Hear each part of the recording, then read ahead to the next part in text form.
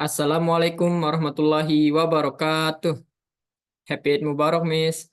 My name is Abdullah Rasidul Haq and my student number is D1A023186. So today I wanna explain about the midterm assessment about the Islamic law. So let's begin.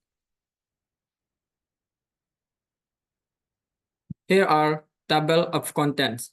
Here are 4 table of contents that I wanna talk about. Number 1 is introduction or general aspect. Number 2 is the position. Number 3 is contribution, and number 4 is the example. So let's talk about the introduction.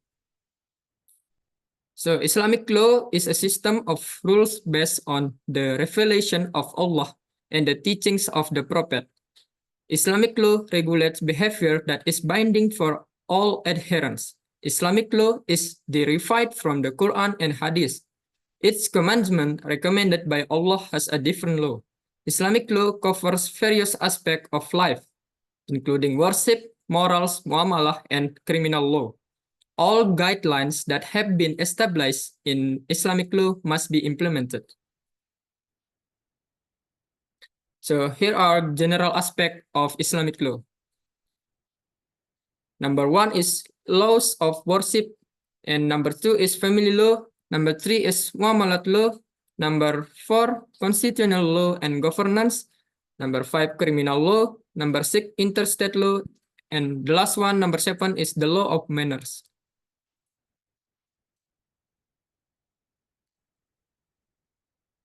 The next point is the position. Islamic law in Indonesia can be seen from 2 sides. First, Islamic law applies juridically formal or codified in the structure of national law. Second, Islamic law applies normatively, which is believed to have sanction or legal equivalence for Muslim communities. However, although the majority of Indonesian citizens are Muslim, Islamic law cannot automatically apply in Indonesia. This is because Indonesia is not a religious state and does not make religion the foundation of state ideology. The next point is the contribution of Islamic law in national law can be seen from 2 sides. The first is Islamic law can contribute to the formation and renewal of national law. Secondly, Islamic law can also be appointed as positive law that applies specifically in certain fields of law. So, the existence of Islamic law in Indonesia, which become positive law or ius constituendum, is only related to private law, namely ubudiyah and muamalah. Meanwhile, those related to Islamic public law are still an aspirate law or ius constitutum. The positivization of Islamic law relates to Islamic criminal law, namely jinayah or yukubat, is still in the form of discourse or is still in aspirate law. The next point is the example. Here the some example of the Islamic law implemented in Indonesian law. Number 1 is law number 41 year 2004 is about wakaf. This law regulates the legal action of wakaf to separate and or hand over part of his property. This property can be utilized for the benefit of worship and or public welfare according to Sharia. Number 2 is law number 21 of 2008 is about Sharia banking. This law explains the definition and notion used in this law. Number 3 is law number 23 of 2011 aims to improve the effectiveness and efficiency of service in the management of zakat. This law also aims to increase awareness of the benefit of zakat to realize community welfare and poverty reduction. Number 4 is law number 8 year 2019 is about the implementation of Hajj and Umrah. This law took effect on April 29, 26 year 2019. This law regulates the state's guarantee of freedom of worship, namely by providing guidance, service, and protection for citizens who perform Hajj and Umrah.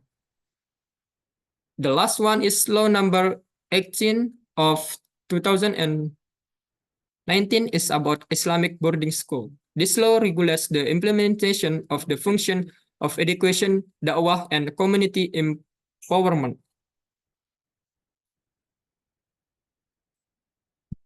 Then, in the context of legal development in Indonesia, Islamic law has contributed a lot. Among others, law number 1 of 1974 concerning marriage. In Article 2, it is written that a marriage is valid if it is carried out according to the provision of their respective religions. Further explained in Article 63, it is stated that what is meant by court in this law is the religion's court for those who are Muslim.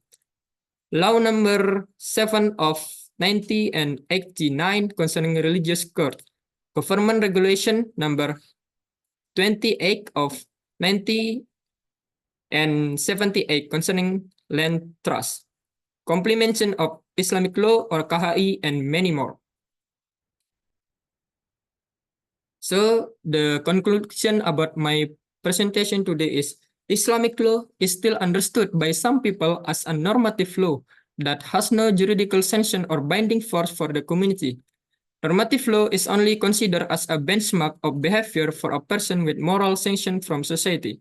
Therefore, the validity of Islamic law as Islamic law is left to the level of one's faith. It becomes counterproductive when this nation wants to treat Islamic law kafah. This misunderstanding results in Islamic law only being a moral force rather than a legal binding force that must be enforced as a demand of faith. Maybe that's all for me, Miss. Thank you for your attention. And wassalamualaikum warahmatullahi wabarakatuh.